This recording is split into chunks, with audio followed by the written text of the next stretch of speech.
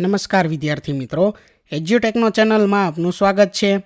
આજે આપણે ધોરણ 7 વિષય સામાજિક વિજ્ઞાનની સ્વ અધ્યયન પોથીમાં પ્રકરણ નંબર 8 પ્રાદેશિક સંસ્કૃતિનું ઘડતર તેના તમામ પ્રશ્નોના જવાબની સમજ મેળવીશું. તો વિદ્યાર્થી મિત્રો, પ્રકરણ 8માં સૌથી પહેલા પ્રશ્ન નંબર 1 છે, જેની સૂચના છે નીચે આપેલા દરેક પ્રશ્નના ઉત્તર માટે આપેલા વિકલ્પોમાંથી સાચો વિકલ્પ શોધી ખાનામાં લખો. તો એમાં પહેલામાં જવાબ આવશે વિકલ્પ સી, બીજામાં બી, ત્રીજામાં ડી, ચોથામાં સી, પાંચમામાં ડી, ત્યાર પછી આગળ છઠ્ઠામાં બી, સાતમામાં ડી, આઠમામાં ડી, નવમામાં સી, દસમામાં સી. ત્યાર પછી આગળ પ્રશ્ન નંબર 2, જેની સૂચના છે બંધ બેસતા જોડકા રચો. તો અહીં વિભાગ અ અને વિભાગ બ આપેલા છે અને વચ્ચેના ખાનાની અંદર આપણે જવાબ લખવાનો છે. તો પહેલું છે ઓડિશા, તો તેની સામે જવાબ આવશે સી, કોણાર્ક. ત્યાર પછી બીજું છે મધ્યપ્રદેશ, તો જવાબ આવશે ખજુરાહોનું મંદિર. ત્યાર પછી ત્રીજું છે ગુજરાત, તો એની સામે આવશે જવાબ એ, મોઢેરાનું સૂર્ય મંદિર. ચોથું છે સુરેન્દ્રનગર, તો એનું સામે જવાબ આવશે વિકલ્પ બી, તરણેતરનો મેળો. ત્યાર પછી પાંચમું છે જુનાગઢ, તો એની સામે જવાબ આવશે ડી, ભવનાથનો મેળો. ત્યાર પછી આગળ પ્રશ્ન નંબર 3, જેની સૂચના છે નીચેના પ્રશ્નોના ઉત્તર એક વાક્યમાં લખો. જેમાં પહેલું છે પોંગલ તહેવારની ઉજવણી કયા દિવસે કરવામાં આવે છે. તો એનો જવાબ છે પોંગલ તહેવારની ઉજવણી તમિલ મહિના થાઈના મધ્ય ભાગના પ્રથમ દિવસે કરવામાં આવે છે. ત્યાર પછી બીજું, નવરોજ કયા દિવસે ઉજવવામાં આવે છે. તો પતેતીને બીજા નવરોજ દિવસ તરીકે પણ ઉજવવામાં આવે છે. ત્યાર પછી ત્રીજું, નરસિંહ મહેતાની 2 થી 3 કૃતિઓના નામ લખો. તો નરસિંહ મહેતાની કૃતિઓ શામળ શાહના વિવાહ, હુંડી, સુદામા ચરિત્ર વગેરે છે. ત્યાર પછી આગળ સવાલ નંબર 4, નાતાલનો તહેવાર કોની યાદમાં ઉજવવામાં આવે છે. તો નાતાલનો તહેવાર ઈસુ ખ્રિસ્તના જન્મદિવસની યાદમાં ઉજવવામાં આવે છે. ત્યાર પછી આગળ સવાલ નંબર 5, કથકલી શબ્દનો શાબ્દિક અર્થ શું થાય છે. તો કથકલી શબ્દનો શાબ્દિક અર્થ નાટ્ય વાર્તા થાય છે.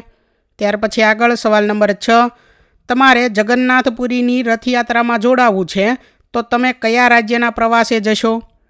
તો જો મારે જગન્નાથપુરીની રથયાત્રામાં જોડાવવું હોય તો મારે ઓડિશાના પુરીમાં પ્રવાસે જવું પડશે.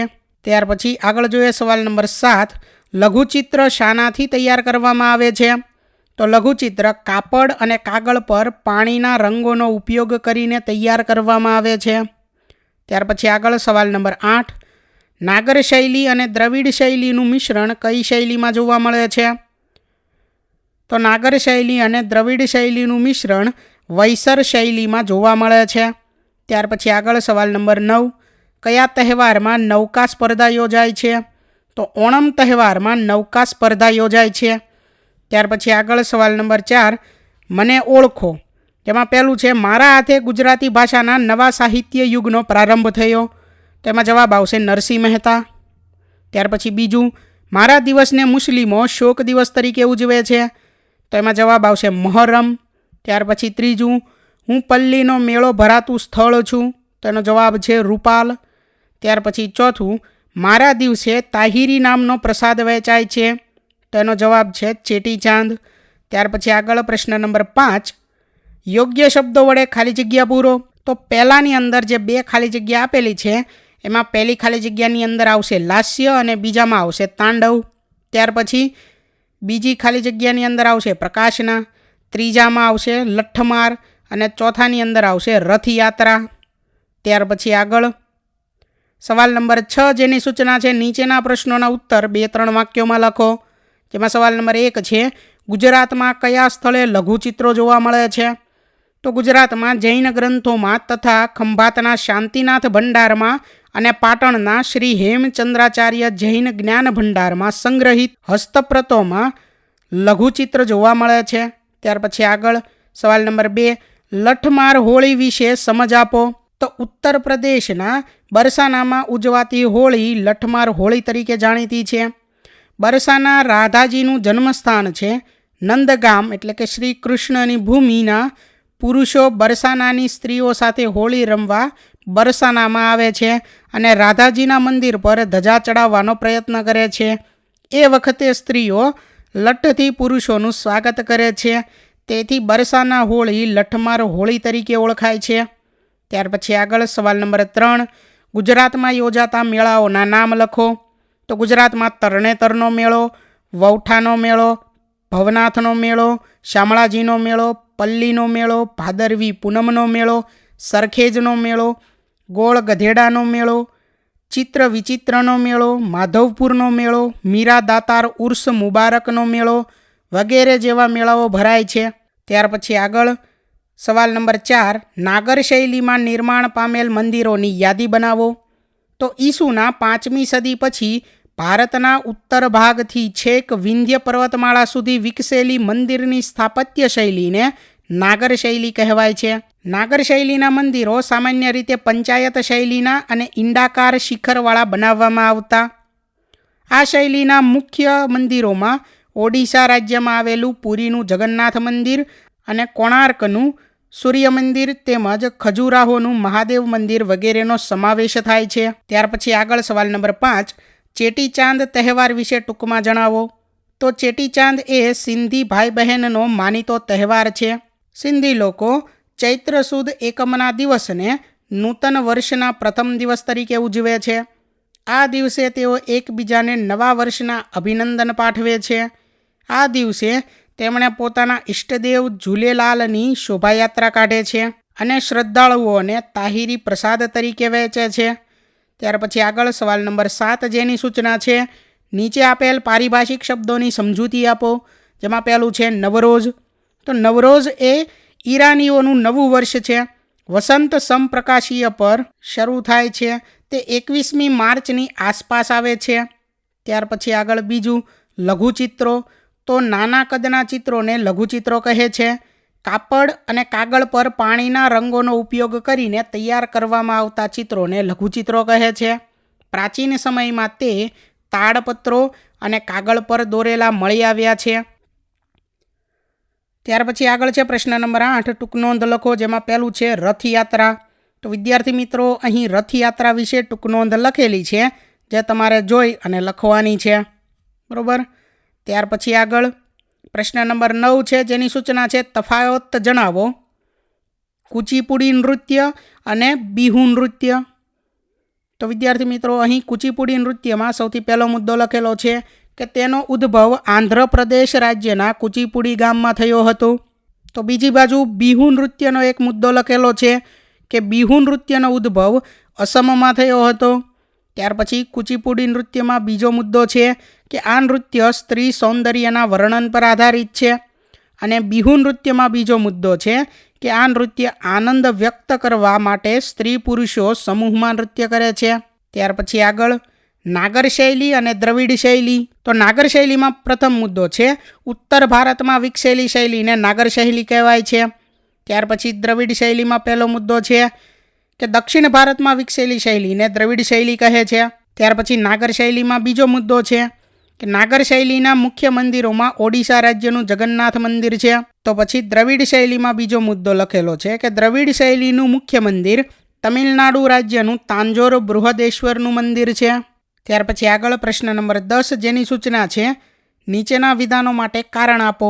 જેમાં સવાલ નંબર 1 છે મુગલ કાળમાં લઘુચિત્રોનો ખૂબ વિકાસ થયો હતો, કારણ કે મુગલ કાળમાં મુગલ બાદશાહ અકબર, જહાંગીર અને શાહજહાંએ કુશળ ચિત્રકારોને પ્રોત્સાહન આપ્યું હતું તથા ચિત્રશાળાઓની સ્થાપના કરી હતી. આથી મુગલ કાળમાં લઘુચિત્રોનો ખૂબ વિકાસ થયો હતો. ત્યાર પછી બીજું છે મણિપુરી નૃત્યને ભારતના અન્ય નૃત્યોથી અલગ માનવામાં આવે છે, કારણ કે આ નૃત્યમાં શરીરની ગતિ ધીમી હોય છે, તેથી તે અન્ય નૃત્યોથી અલગ પડે છે. તેથી આ નૃત્યને ભારતના નૃત્યોથી અલગ માનવામાં આવે છે. ત્યાર પછી આગળ સવાલ નંબર 3, ઉત્તર ભારતમાં કથકનો ખૂબ વિકાસ થયો હતો, કારણ કે 15મી અને 16મી સદીમાં ભક્તિ આંદોલનના પ્રચારમાં આ કથક નૃત્યનો ઉપયોગ થયો હોવાથી કથક નૃત્યનો ઉત્તર ભારતમાં ખૂબ વિકાસ થયો હતો. ત્યાર પછી આગળ પ્રશ્ન નંબર 11, જેની સૂચના છે કૌંસમાં આપેલા વિગતોનું નૃત્ય, ઉત્સવો અને ભાષામાં વર્ગીકરણ કરો. તો અહીં નૃત્યોની અંદર આવશે કથકલી, બિહુ અને કુચીપુડી. ત્યાર પછી ઉત્સવોની અંદર આવશે પોંગલ, ઓણમ અને નાતાલ. ત્યાર પછી ભાષાની અંદર આવશે મલયાલમ, તેલુગુ અને બંગાળી. ત્યાર પછી આગળ છે પ્રશ્ન નંબર 12, જેની સૂચના છે નીચે આપેલા ચિત્રો જોઈ તેના વિશે 2-3 વાક્યોમાં વર્ણન કરો. તો વિદ્યાર્થી મિત્રો, અહીં પહેલું ચિત્ર આપેલું છે અને તેનું વર્ણન લખેલું છે કે કુચીપુડી ભારતનું મુખ્ય શાસ્ત્રીય નૃત્ય છે. તેનો ઉદ્ભવ આંધ્રપ્રદેશ રાજ્યના કુચીપુડી ગામમાં થયો હતો. આ ગામમાં યજ્ઞગાન તરીકે જાણીતા નૃત્યે 17મી સદીમાં કુચીપુડી નૃત્યનું સ્વરૂપ ધારણ કર્યું. વૈષ્ણવ કવિ સિદ્ધેન્દ્ર યોગી કુચીપુડી નૃત્યના સ્થાપક હતા. આ નૃત્ય સાથે નાટકની પરંપરા પણ જોડાયેલી છે.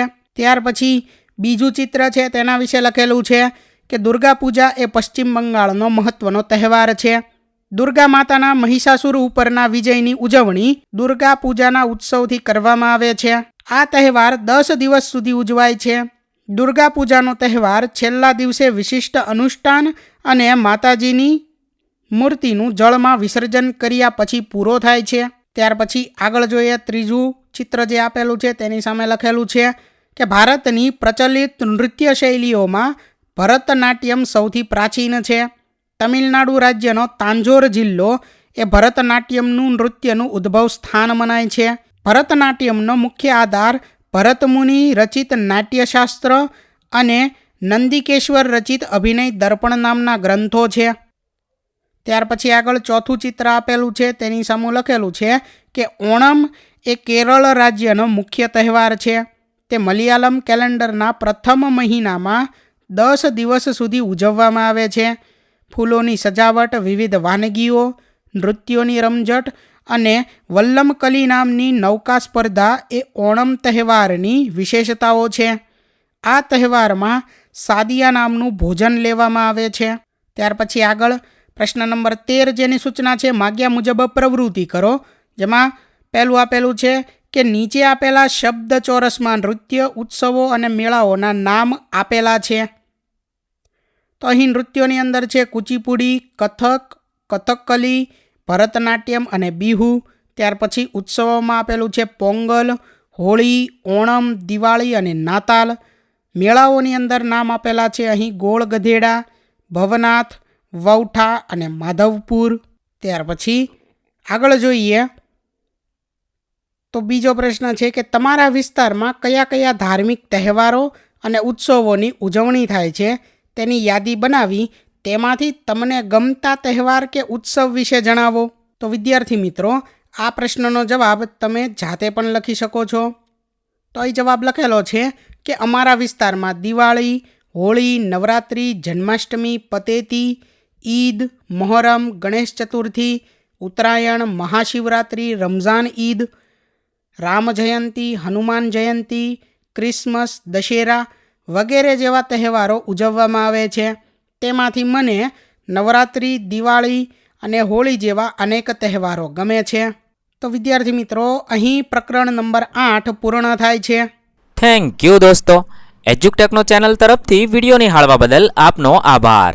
આવા બીજા વિડીયોઝ નિહાળવા માટે અમારી યુટ્યુબ ચેનલ એજ્યુકટેકનો અત્યારે જ સબસ્ક્રાઇબ કરો. આભાર દોસ્તો.